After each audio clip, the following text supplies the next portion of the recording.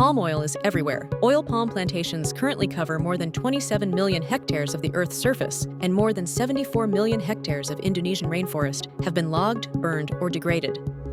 In how many of these 10 products do you think palm oil is used? Think for a moment while you like the video so that it gets suggested to more people. Palm oil is found in the half of them. Okay, but on my products, it doesn't say on the back of each one that the harmful oil is in there. Palm oil is everywhere in your chocolate, soap, shampoo, and even your fuel. It can be listed under various names on product labels. That's why the oil is included in more products than you think. But why is it used so often? Firstly, palm oil is incredibly efficient to produce. Less land is needed to produce the same amount of oil, making it a cost-effective option for manufacturers. On average, the production per hectare is about 0.5 tons of crude oil per year for soybean oil, 0.6 tons for olive oil, about 1 ton for sunflower oil, 1.25 tons for rapeseed oil, and 3.5 to 4 tons for palm oil. By far, the most effective oil on this list. Palm oil also has a high melting point and doesn't break down easily at high temperatures, making it ideal for frying and processed foods. In cosmetics, palm oil's moisturizing properties make it a common ingredient in soaps, shampoos, and lotions. And in the industrial sector, it's used in the production of biodiesel and other bioproducts due to its efficiency and relatively low cost, as we mentioned earlier. So, to sum it up, palm oil is popular because it's efficient to produce, highly versatile, stable, and cheap. Now that you understand why palm oil is popular, let's discuss the real question: why it's harmful to our environment. First of all, palm oil production is a major cause of deforestation. It was originally found in West Africa, but today Indonesia and Malaysia are by far the largest palm oil producing nations, producing around 66 million tons of palm oil in the year 2023. In the last 50 years, more than 74 million hectares of Indonesian rainforest have been logged, burned, or degraded. That's an area twice the size of Germany. Peatlands form the wetland-like floor of Indonesia's rainforests. They are one of the world's largest carbon sinks and store about 35 billion tons of carbon. When these peatlands are drained, burned, and replaced by plantations, they release the carbon dioxide stored within them. Both tropical rainforests and temperate forests can store 200 to 400 tons of carbon per hectare, including both biomass and soil, while peatlands can store up to 2,000 tons of carbon per hectare, or even more, with the majority found in the soil. This is drone footage of fire aftermath in peatlands of Sumatra in Indonesia.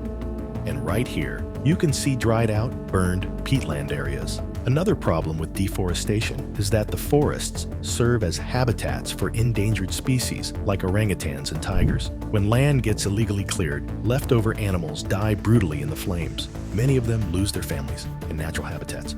On palm oil plantations, conflicts arise between lost orangutans and farmers who are protecting their crops. The orangutans often end up getting killed. Furthermore, because of the new infrastructure, poachers now find it easier to enter the jungle and illegally hunt or capture animals. They sell these endangered species or parts of their bodies, such as teeth, for high prices on the black market. I made another video about poaching that you might find interesting as well.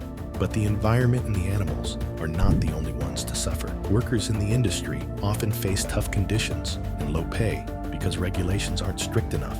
The organization Amnesty International, which actively promotes human rights worldwide, spoke to 120 workers who work on palm plantations and discovered a wide range of abuses. In extreme cases, women were paid $2.5 per day.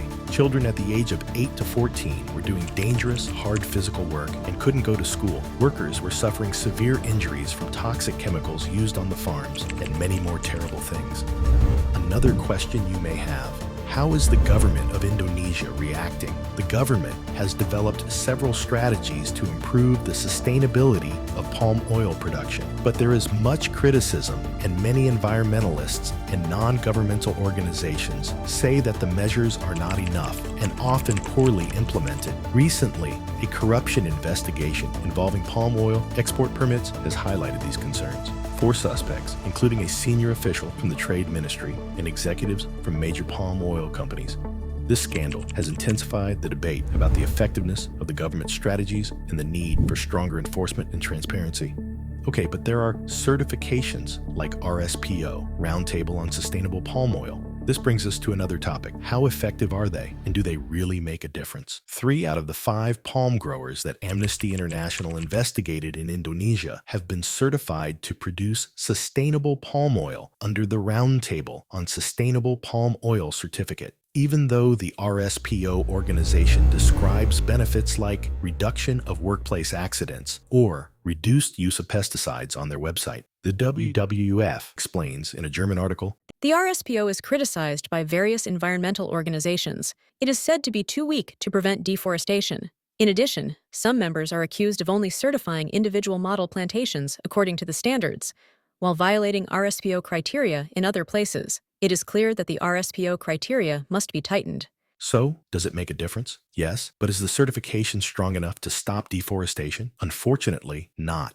Okay, that was a lot of information. And don't click away already, because now comes the most important part. What we can, as customers, do. Replacing palm oil is unfortunately not a long-term solution because of its effectiveness compared to other oils. Exchanging palm oil with other oils can actually increase the problems, according to the WWF. When buying it, make sure you only buy products with a sustainability certificate when the special oil is included. Explain the problem of palm oil to your friends and family and tell them what they can do. You can also share this video with them and like it so that more people see it. What are your thoughts on palm oil? Let's discuss in the comments below. In the future, we can work together to make sure that sustainable palm oil helps protect our environment and supports fair working conditions. Thank you for watching.